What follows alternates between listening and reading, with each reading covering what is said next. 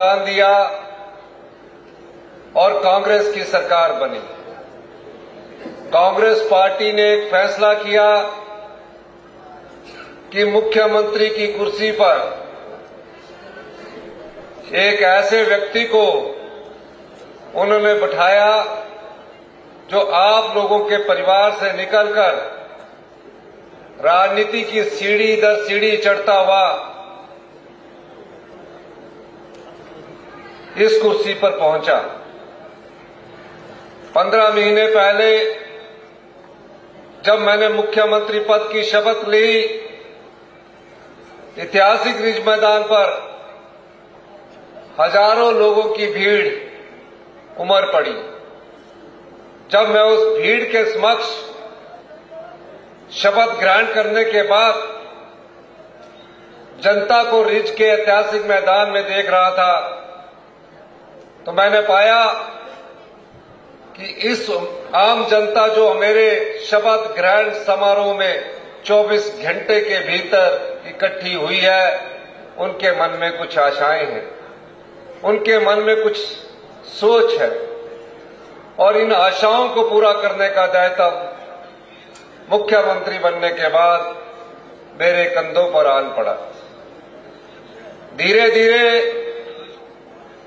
मैं योजनाओं को आकार देने लगा और सबसे बड़ी चुनौती हमारे पास आर्थिक तंगी के रूप में आई। हमारे पास पैसे की कमी थी, बदहाल आर्थिक स्थिति थी। प्रदेश कैसे अपने पांव पर खड़ा हो और कैसे इस कर्जे से मुक्ति मिले। जब मैंने सरकार संभाली, 75,000 करोड़ रुपए का कर्जा हमारी सरकार पर चढ़ा हुआ था। 10,000 करोड़ रुपए की सरकारी कर्मचारियों की लायबिलिटीज जो उनका देना था, वो हमारे पर चढ़ी हुई थी। धीरे धीरे हमने इस आर्थिक चुनौती का सामना किया, रात दिन मेहनत की और लोगों की आशाओं के अनुरूप हमने कार्य करना शुरू किया। पिछली भारतीय जनता पार्टी की जो 5 साल की सरकार थी, मैं देख रहा था किसी भी समस्या का वो निपटारा नहीं कर पा रहे थे, समस्याओं को लटकाते जा रहे थे। युवाओं के टेस्ट तो हो जाते थे, सरकार में रोजगार पद तो निकाले जाते थे, लेकिन एक भी ऐसा सरकारी क्षेत्र में रोजगार जो कोर्ट में ना गया हो, उसका समाधान वो ढूंढ नहीं सके। हमने उन समस्याओं का निपटारा करने की भी ठानी और पिछले कल हमने फैसला किया 2020 में जो JOIT का पेपर 817 पोस्ट कोड का था, 2020 में हमारी सरकार नहीं थी, कोर्ट पर मुकदमे लटके हुए थे। सुप्रीम कोर्ट से फैसला आया, हमने कानूनी पहलुओं की जांच की और कल कैबिनेट में हमने JOIT का जो 817 का जो हमने रोजगार देने का फैसला किया, उस समस्या का निपटारा किया। अब जब आर्थिक चुनौती थी और समस्याओं का निपटारा करना था, तो आपको कड़े फैसले करने की जरूरत थी और कड़े फैसले करने के लिए हमने कुछ और नियमों में बदलाव किया। और सबसे पहले हमारे पास जो कांग्रेस पार्टी ने आपके लिए गारंटी दे रखी थी कि पहली ही कैबिनेट में हम सरकारी कर्मचारी और अधिकारियों को ओल्ड पेंशन स्कीम से नवाजेंगे, हमारी पहली कैबिनेट की बैठक थी। और पहली कैबिनेट में हमें कहा गया, वही अधिकारी थे, कि अगर आप ओल्ड पेंशन स्कीम लागू करेंगे तो ये सरकार दिन प्रतिदिन का खर्चा चलाने के लिए भी केंद्र पर निर्भर होगी और आप दिन प्रतिदिन का खर्चा भी नहीं चला पाएंगे। जब अधिकारी मेरे पास बैठक करते थे, मैं सोचता था और सोच विचार करने के बाद मैं उसका समाधान ढूंढता था। और कैबिनेट की बैठक में हमने 1,36,000 कर्मचारी जिन्हें ओल्ड पेंशन स्कीम नहीं मिलती थी, उन्हें एनपीएस के तहत अपना अंशदान जमा करवाना पड़ता था। अगर उन्हें ओल्ड पेंशन स्कीम ना मिलती तो उनको रिटायरमेंट के बाद 3,000 या 4,000 रुपया मासिक पेंशन मिलने शुरू हो जाती। अधिकारियों ने मेरे पास कहा इस पर सरकार कंगाल हो जाएगी। मैंने कहा कांग्रेस पार्टी ने गारंटी दी है, हम सभी सरकारी कर्मचारियों और अधिकारियों को ओल्ड पेंशन स्कीम से नवाजेंगे और हमने पहली कैबिनेट में वो फैसला।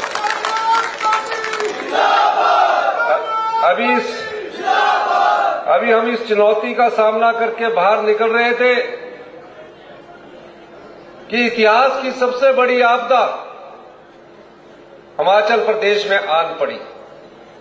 हमने अपने जीवन में कभी ये कल्पना भी नहीं की थी कि इतनी अधिक बारिश होगी कि 16,000 घर बेघर हो जाएंगे। मैं प्रत्येक जिला के क्षेत्र में जाता था, जयसिंहपुर भी आया। जयसिंहपुर में भी मैंने माननीय मंत्री जी के साथ दौरा किया और जहां जहां भी जाता था, जो आपदा प्रभावित परिवार होते थे, जिनके घर पूरी तरह बह गए थे या आंशिक रूप से टूट गए थे, वो रो रो कर मुझसे गले मिलकर ये कहते थे, बड़ी मुश्किल से हमने एक घर बसाया था, कई सालों की मेहनत के बाद पाई पाई जोड़कर एक पक्का घर बनाया था। जिस घर में मैं रात को रहता था, अपने परिवार के साथ हंसी खुशी रह रहा था, वो घर पिछली रात आपदा ने उसको तबाह कर दिया। अब हम कहां जाएंगे? मेरे बच्चे स्कूल में पढ़ते हैं, मेरे बच्चे कॉलेज में पढ़ते हैं। पूरे जगह गया मैं, हिमाचल प्रदेश का कोई ऐसा कोना नहीं था जहां इस आपदा प्रभावित परिवार की मार ना पड़ी हो। इस बरसात ने ऐसी तबाही हिमाचल प्रदेश में लाई कि कई घर जो बेघर हो गए थे उनको बसाने की जिम्मेवारी हमारे पर आन पड़ी। शाम को अधिकारियों से बैठक करता था, रात के 12-12 बजे तक मैं उन आपदा प्रभावित परिवारों की मदद के लिए सोचता रहता था। कई बार रात के 2 बज जाते थे सचिवालय में। मुझे क्या जरूरत पड़ी थी, लेकिन मेरे मन में पीड़ा थी, मेरे मन में दर्द था, क्योंकि मैं एक आम परिवार से निकलकर, आप जैसे साधारण परिवार से निकलकर मुख्यमंत्री की कुर्सी पर पहुंचा था। उस दर्द को मैं समझ सकता था। अधिकारी कहें कि आप 1.25 लाख 1.5 लाख से ज्यादा पैसा नहीं दे सकते। कानून ऐसा है कि 1.5 लाख से ज्यादा कोई पैसा आप नहीं दे सकते। नियम ऐसे हैं। मैंने उस कानून की किताब को घर ले जाना, उन नियमों को पढ़ना और अगले दिन फिर आकर अधिकारियों से बैठक करनी। अधिकारी कहते कि आप तो सिर्फ 5 साल के लिए चुनकर आए हैं, हमें 60 साल नौकरी करनी है और हम 60 साल नौकरी में कोई ऐसा काम नहीं करना चाहते जो कानून के अनुरूप ना हो। मैंने कहा, मैं गरीब की पीड़ा को जानता हूं, मैं किसान के दर्द को जानता हूं, मैं कर्मचारी की पीड़ा को भी जानता हूं, क्योंकि मैं उन परिवारों से आता हूं। इसके लिए आपको नियम बदलने पड़ेंगे। और मैंने कानून की किताब पढ़ने के बाद उन आपदा प्रभावित 16,000 परिवारों के लिए नियम बदल दिए, कानून बदल दिया और 1.5 लाख रुपए से बढ़ाकर उस सहायता राशि को 7 लाख रुपए कर दिया, जो अपना घर पूरी तरह क्षतिग्रस्त होने के बाद ढह चुका था। और यही नहीं, मैं हिमाचल प्रदेश की उस सारी जनता का भी धन्यवाद करना चाहता हूं। जब हमने अपील की, उस अपील में छोटे छोटे बच्चे अपने गुल्लक लेकर उन आपदा प्रभावित परिवारों के लिए दान दे रहे थे। हिमाचल प्रदेश की जनता के पास जो सामर्थ्य था, उसने वो दान में दिया और 250 करोड़ रुपया हमें दान के रूप में हिमाचल प्रदेश की जनता से लेकर युवा वर्ग से लेकर छोटे बच्चों ने दिया। हम केंद्र सरकार से हाथ प्रसारते रहे और कहा कि इस आपदा में, जो कि इतिहास की सबसे बड़ी हिमाचल प्रदेश की आपदा है, जहां कोई पशुशालाएं चलेगी, 550 के करीब लोग मौत के कगार पर चले गए, कृपया करके हमारी आर्थिक सहायता दीजिए। मैं देश के प्रधानमंत्री से मिला, मैं देश के गृह मंत्री से मिला, मैं भारतीय जनता पार्टी के राष्ट्रीय अध्यक्ष से मिला, लेकिन केंद्र सरकार ने हमें कोई स्पेशल रिलीफ पैकेज नहीं दिया, कोई पैसा नहीं दिया, और जो दिया वो हमारा अधिकार था। उसके बाद हमने अपने संसाधनों से बजट के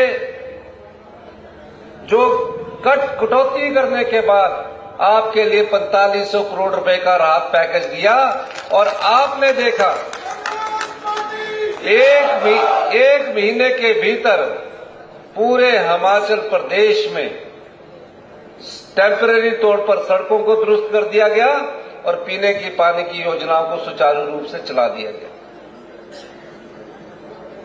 भारतीय जनता पार्टी बार बार हमसे कहती रही कि विधानसभा का सत्र बुलाइए। हमने कहा, इसमें प्रदेश में इतिहास की सबसे बड़ी आपदा आन पड़ी है, थोड़ा इंतजार कीजिए। सभी पुलिस के कर्मचारी, सभी अधिकारी, जो 16,000 परिवार बेघर हो गए हैं, उनकी मदद के लिए लगे हैं। अगर हम इस समय विधानसभा सेशन बुलाएंगे तो सभी अधिकारी और पुलिस के कर्मचारी विधानसभा की सुरक्षा और सवालों का जवाब देने के लिए लग जाएंगे। फिर भी बीजेपी वाले राजनीति करते रहे और हमने विधानसभा का सेशन बनाया। विधानसभा के समय भारतीय जनता पार्टी ने आपदा पर चर्चा करने के लिए प्रस्ताव लाया, हमारी सरकार ने वो स्वीकार किया।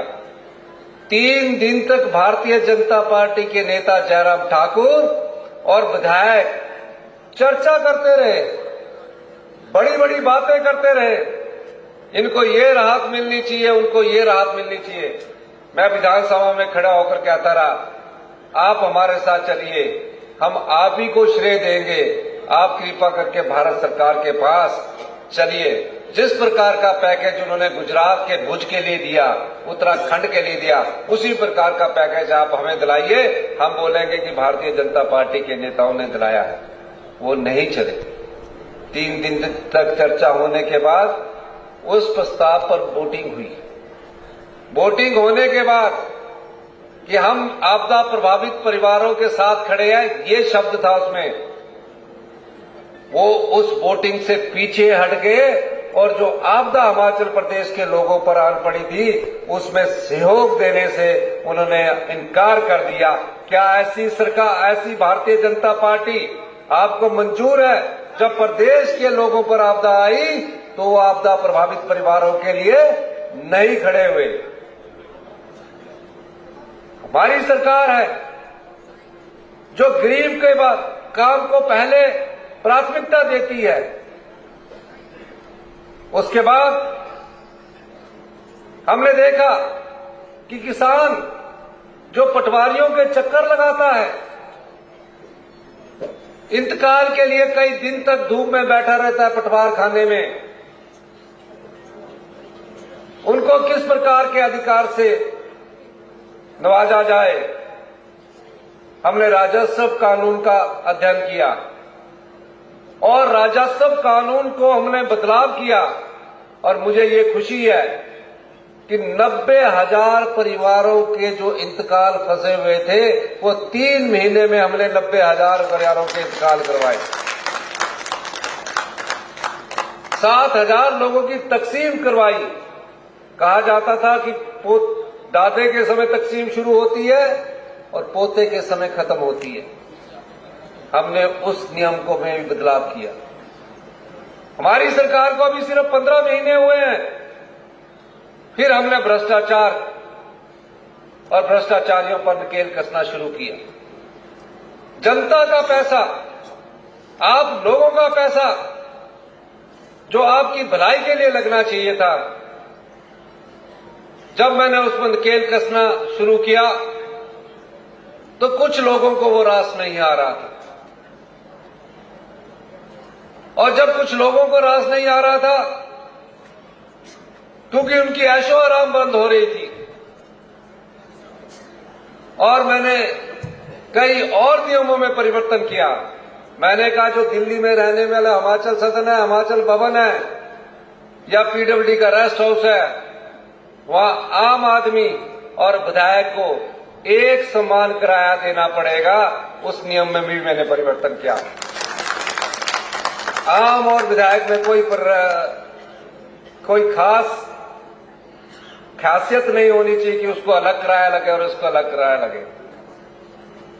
धीरे धीरे मैं दूसरा बजट प्रस्तुत करने जा रहा था।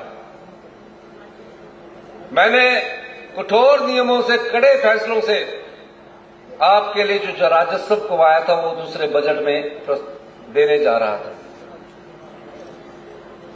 पर 27 फरवरी को राज्यसभा का चुनाव था और जब राज्यसभा का चुनाव हुआ तो 6 लोग जो कांग्रेस पार्टी के टिकट पर चुनकर आए थे, कांग्रेस पार्टी के हाथ के निशान पर विधायक बने थे, उन लोगों ने पार्टी के साथ गद्दारी की और पार्टी के साथ गद्दारी करके राज्यसभा की सीट के लिए उन्होंने भारतीय जनता पार्टी के प्रत्याशी के साथ हाथ मिला दिया। शाम को हमारे साथ बैठक में थे। रातों रात ऐसा क्या हुआ कि अगले दिन उन्होंने भारतीय जनता पार्टी के प्रत्याशी को वोट डाल दिए।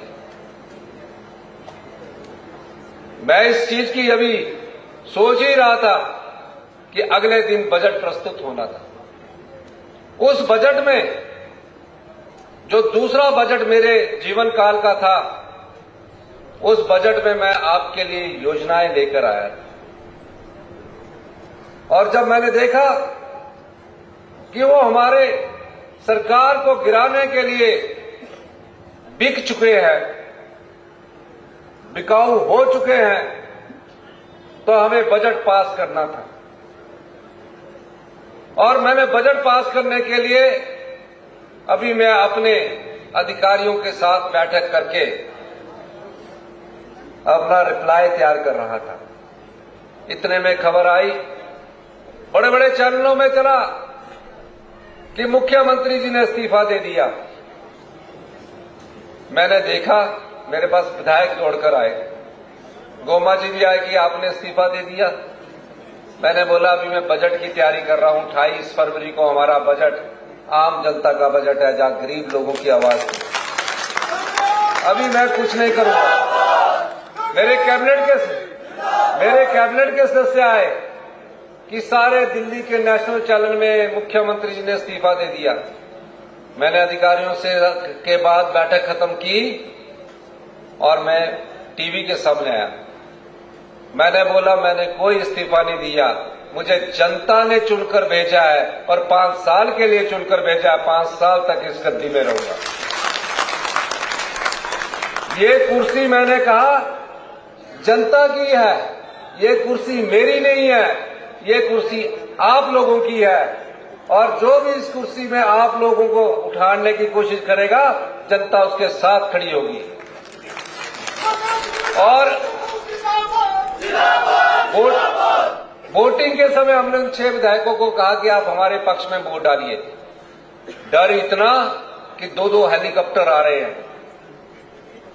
अंदर आए, बजट के समय वो फट से निकले और हेलीकॉप्टर में नीचे अनाडेल में हेलीकॉप्टर थे, उससे 2 हेलीकॉप्टर में उड़कर चंडीगढ़ के पंचकुला में पहुंच गए। सीआरपीएफ उनके साथ, हरियाणा पुलिस उनके साथ। तब हमने अंदाजा लगाया कि भारतीय जनता पार्टी को सत्ता की भूख बहुत अधिक है और जयराम ठाकुर जी मुख्यमंत्री की कुर्सी को हथियाना चाहते हैं। जो जनता के वोट पर जीतकर विधायक बनते हैं और नोट के दम से मुख्यमंत्री की कुर्सी को हथियाना चाहते हैं, तो क्या हिमाचल प्रदेश की जनता जो देवभूमि कहलाती है, भगवान में विश्वास रखती है, देवी देवताओं में विश्वास रखती है, क्या नोट के बदले मुख्यमंत्री की कुर्सी खींचने वालों को कभी माफ करेगी? करेगी? दोनों हाथ खड़ा करके बताइए। नहीं, जरा जोर से बताइए। जनता के वोट से नहीं जीते वो नोट के बल से कुर्सी हथियाना चाहते हैं। और जो व्यक्ति नोट के दम से भारतीय जनता पार्टी वाले कुर्सी हथियाएंगे, क्या वो आपका भला कर सकेंगे? कभी कर सकेंगे? वो जो पैसा उन्होंने उन विधायकों को खरीदने में लगाया है और जो कुर्सी हथियाने में लगाया है, वो आपसे ही निचोड़ेंगे, आपसे ही निचोड़ेंगे। उनके बड़े आए नहीं है। तो ये लोग जो कुर्सी पैसे के दम पर हथियाने की कोशिश करते हैं, जनता की भावनाओं का विश्वास नहीं करते, जनता उन्हें कभी माफ नहीं करती। और ये आपके पास मौका लोकसभा चुनावों में होगा कि आप 6 लोगों ने हिमाचल प्रदेश की देव संस्कृति को, हिमाचल की देवी देवताओं का अपमान किया है। जहां ईमान बेचा नहीं जाता, ईमान और जुबान के लिए अपना सब कुछ निछावर कर दिया जाता है। इस प्रकार हिमाचल प्रदेश की जनता है। लेकिन जिन बागी विधायकों ने और जिस भारतीय जनता पार्टी ने इस कुर्सी को हथियाने की कोशिश की है, पैसे के दम पर कुर्सी को हथियाने की कोशिश की है, मेरा मानना है कि जनता उन्हें कभी माफ नहीं करेगी। करेगी कि नहीं करेगी? पीछे वाले भी बताओ। अब मैं ये बताना चाहता हूं, उस बजट में क्या था? उस बजट में आप लोगों के लिए जो मैंने 1 साल के कड़े परिश्रम के बाद 2200 करोड़ रुपए का अधिक राजस्व कमाया, यानी कि 2200 रुपया कमाए, जो पहले 2200 करोड़ रुपया भ्रष्टाचारियों के हाथ में जाता था। भ्रष्टाचार के चोर दरवाजे बंद किए। फिर मैंने अधिकारियों से कहा ये हम अपनी जनता को बांटना चाहते हैं। अधिकारियों ने कहा कि अभी तो चुनाव नहीं है, अंतिम वर्ष में बांटना। मैंने बोला मैं चुनाव के नजरिए से काम नहीं करता। जो हमने अपने नियम और कड़े फैसले लेके कमाया हो इसी साल जनता के बीच में बांटना है। उसमें मैंने एक योजना लाई। हमारे बुजुर्ग गांव में रहते हैं, जो तो सरकारी नौकरी करते हैं उनको तो सरकार की तरफ से मिल जाता है, पर जो सरकारी नौकरी नहीं करते तो उन बुजुर्गों का भी हमें ध्यान रखना है। और हमने 70 साल से ऊपर का जो भी बुजुर्ग होगा, माता होगी या पिता होगा, उसको जो भी उसकी बीमार होगा उसका सारा इलाज हिमाचल प्रदेश की सरकार करवाएगी। ये योजना आपके लिए लेकर आया। फिर उसके बाद मैंने बोला हम 90% लोग गांव में रहते हैं, हम गांव के लोग हैं। मेरी माताजी तो आज भी खेती करती है, बोलती है कि देख लो भी कहां कहां क्या हो रहा है।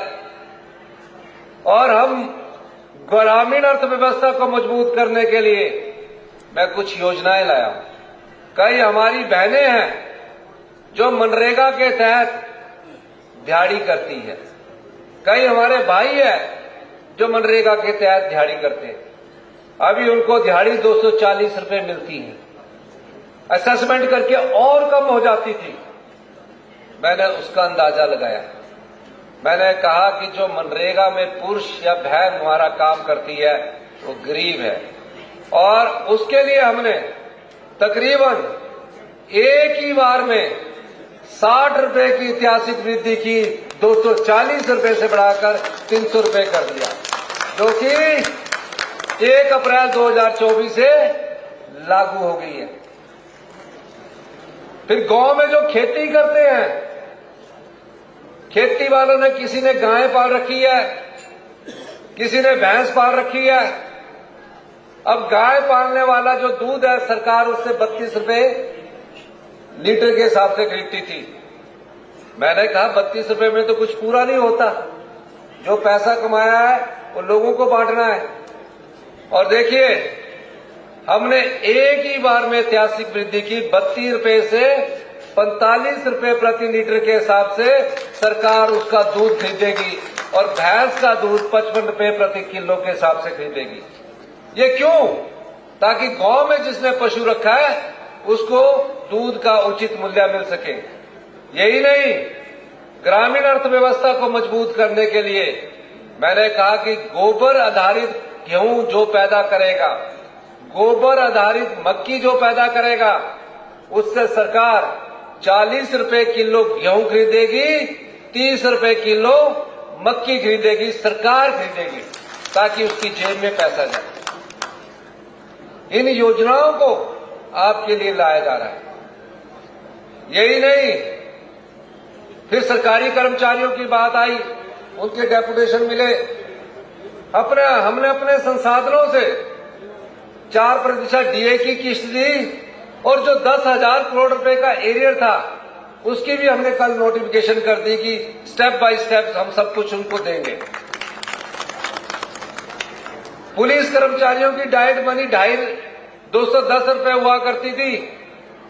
अधिकारी आए कि 400 बढ़ा दी जाए, 500 बढ़ा दी जाए।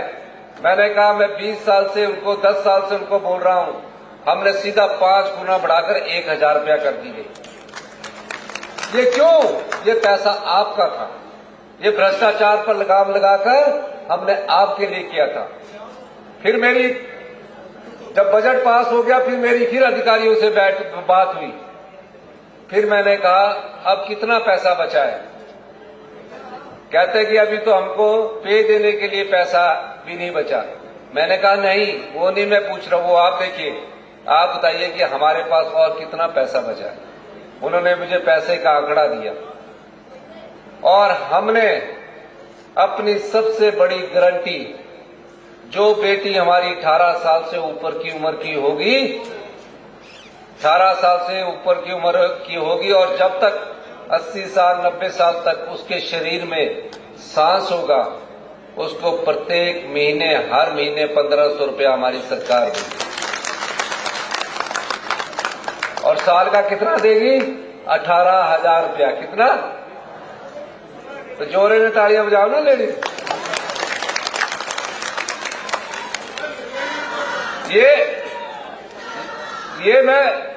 ये मैं इसलिए कह रहा हूं, ये मैं खैरात नहीं मान रहा हूं। ये उस भ्रष्टाचार पर जो शिकंजा मैंने कसा है, उस भ्रष्टाचार पर जो मैंने शिकंजा कसा है, और तकरीबन 2200 करोड़ का जो राजस्व मैंने प्राप्त किया है, उस पर मैं ये पैसा आपको बांट रहा हूं।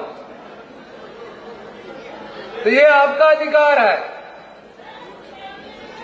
मैं ये बात इसलिए कहना चाहता हूं, 1 मिनट भैया, इसको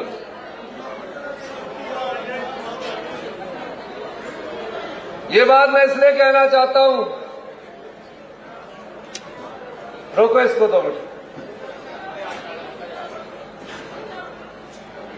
ये बात मैं इसलिए कहना चाहता हूं, ये पैसा आपका है, ये आपके बीच में जाना चाहिए। और मैं कोई ऐसे राजनीतिक परिवार से नहीं आता। आम परिवार से उठकर मैंने राजनीति की है। मैं कर्मचारी का बेटा हूं, किसान का बेटा हूं, दर्द जानता हूं। तब मैं आपके बीच में ये पैसा जो मेहनत के द्वारा आप द्वारा कमाया जाता है उसको रोकना मेरा दायित्व है। पर भारतीय जनता पार्टी के नेता जिस प्रकार जब जनता के वोट से जीत नहीं पाते तो नोट के सहारे वो सत्ता हथियाना चाहते हैं, हिमाचल प्रदेश में ये चलने वाला नहीं है। और मैं ये आशा करता हूं कि लोकसभा चुनावों में आप सब लोग जो नोट के दम पर सत्ता हथियाना चाहते हैं इन सबको सबक सिखाएंगे। क्या आप लोग लोकसभा चुनावों में इनको सबक सिखाएंगे? जोर से दोनों हाथ खड़ा करके बोलिए, जोर से भी बोलिए, सबक सिखाएंगे। जो लोग हिमाचल की संस्कृति को खींचना चाहते हैं, हिमाचल की देव परंपराओं का अपमान करना चाहते हैं, उन लोगों को सबक सिखाने का समय मई में आएगा।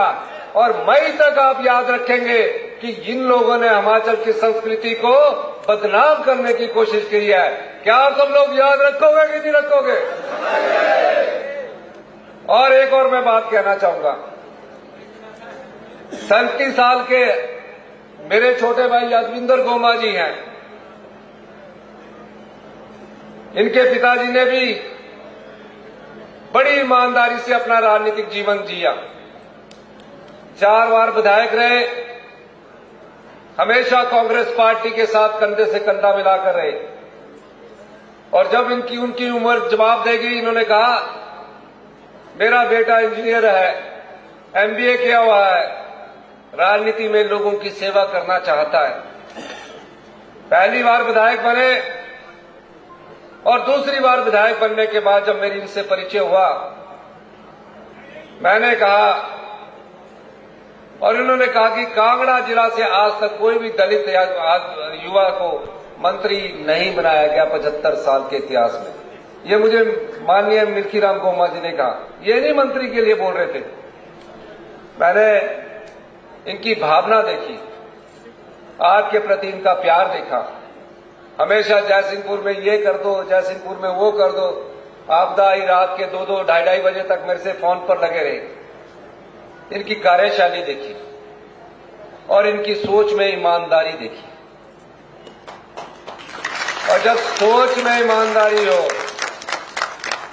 स्वभाव में सरलता हो, मैंने कहा कि कुछ हो जाए यादविंदर गोमा जी को मंत्री जरूर बनाना है। और गोमा जी को मंत्री बनाने के बाद 3 महत्वपूर्ण विभाग दिए और जिस तरह से ये अपना कार्य कर रहे हैं, भविष्य के ये बहुत बड़े नेता बनने वाले हैं। आप लोगों की सेवा के पीछे हमेशा तत्पर रहते हैं। आप लोगों के लिए इनके मन में दर्द है। अभी कितने भावुक हो गए थे, क्यों हुए? क्योंकि आपका दर्द है। और जो भावुक कौन होता है? जो संवेदनशील व्यक्ति होता है। और संवेदनशील व्यक्ति ही आपकी विधानसभा का सच्चा प्रतिनिधित्व कर सकता है। ऐसे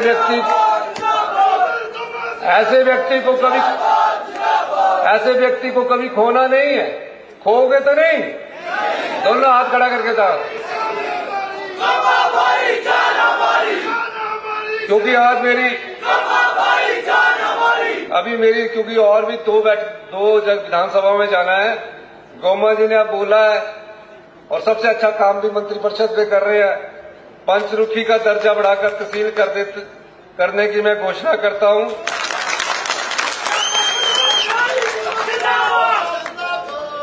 गोमा जी सोचो थे कि अगली बार मैं सदना ही नहीं है, इसी बार कराई लेंदा मैं सारे काम। फटाफट लगेगी हाथ में कराई लेंदा। मैं बोला मिंजो तो बार बार आना थोड़े वाले।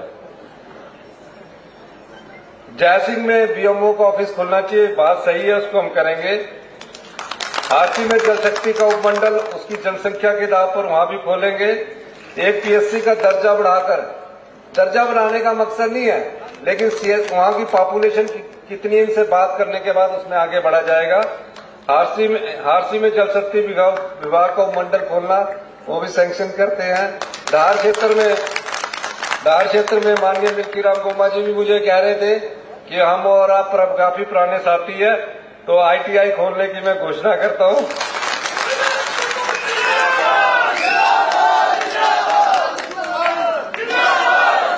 आयुर्वेदिक मंत्री खुद है, मुझसे मांग रहे हैं, ये अपने आप अपने कर देना। आप आयुर्वेदिक मंत्री जी जो प्रपोजल लाते हैं वो खुद दोनों इन्होंने मांगा है, दोनों कर देंगे, क्योंकि लाना इन्होंने है, ये खुद मंत्री है उसके। अस्थायी पुलिस आलमपुर में 10 बिस्तरों का आयुर्वेदिक अस्पताल और डिस्पेंसरी कोसली का दर्जा बढ़ाकर, ये भी इन्हीं का डिपार्टमेंट है, इन्होंने ही करना है। चालक में इलेक्ट्रिसिटी का उपमंडल खोलना, इस बारे में विचार किया जाएगा। वेटनरी अस्पताल खैरा और हारसी के भवनों के लिए 2-2 करोड़ रुपए देने का प्रावधान कर दिया जाएगा। इसलिए अंत में मैं अपनी सारी महिलाओं को, जिनको हम 1500 देने जा रहे हैं, वो आपको सामाजिक सुरक्षा के रूप में देने जा रहे हैं। किस रूप में दे रहे हैं? क्योंकि हमारी जो बहनें हैं, माताएं हैं, मैं घर में देखता हूं सबसे ज्यादा काम भी वही करते हैं। तो आप सब लोगों का एक बार फिर से धन्यवाद। जय हिंद, जय भारत।